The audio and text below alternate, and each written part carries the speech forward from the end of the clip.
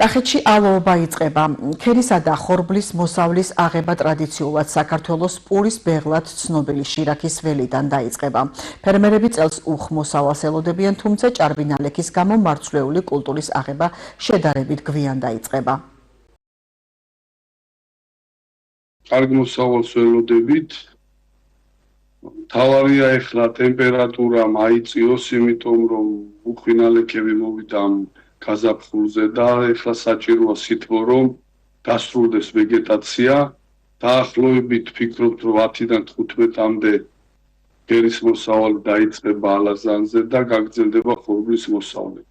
ადგილზე სასუქები გაძვირდა, ზოგიერთი სასუქი ამ პერიოდისთვის გაორმაგებულია, აგრეთვე პესტიციდები, ინსექტიციდებიც და ფუნგიციდებიც გაძვირებულია.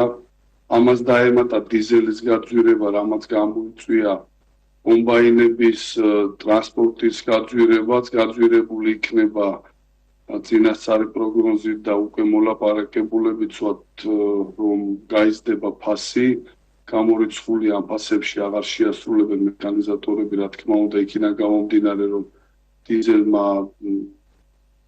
ლარნახევრით მოიმატა და ეს ყველაფერი აისახება თვითღირებულებაზე და ეს არის ძირითადი გამოწვევა, რომ უკვე თვითღირებულება გაძვირებული და ამას ემატება ნაკლები მოთხოვნა, იმიტომ რომ იმპორტირებული ხორბალი შემოდის ძალიან დაბალ ფასად, რასაც ადგილობრივი ვერ უწევს კონკურენციას და ამიტომ ადგილობრივ ხორბალზე თითქმის მოთხოვნა არ არის, შარშანდელი მოსავალი არის კიდევ დარჩენილი.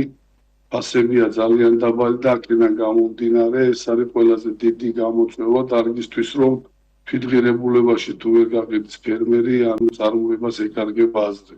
ზოგადად საშუალო თანხა 60-დან 73 თეთრამდე მერყეობს თვითღირებულება და ამას რო დავამატოთ, აქ შარშანდელ მოსავალზეა საუბარი, რომელიც შედარებით იაფი სასუქებით და იაფი დიზელით, იაფი ტექნიკით შედარებით იაფს გულისხმობ დღევანდელთან შედარებით მოხდა ამ ნაკვეთების დამუშავება.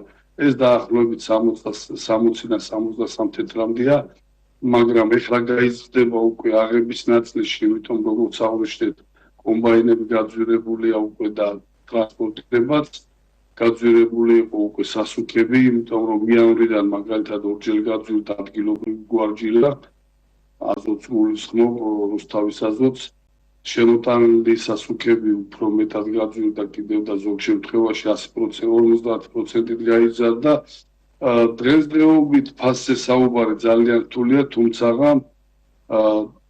შარშანდელთან რომ გავაკეთეთ ანალიზი, შარშანდელი ფასებით რომ დასრულებულიყო ეს მოსავალი 70 თეთრიდან მაინც უნდა დათვლილიყო ხორბალი. თუმცა ამ ფასზე საუბარი არ არის, გაცილებით დაბალ ფასებად შემოდის, დაბალი ფასით, რასაც კონკურენციას ვერ უწევს ადგილობრივი მარცვლეული. შარშან ამ დროს მაგალითისთვის დაახლოებით 90 თეთრი იყო ადგილობრივი ხორბლის ფასი.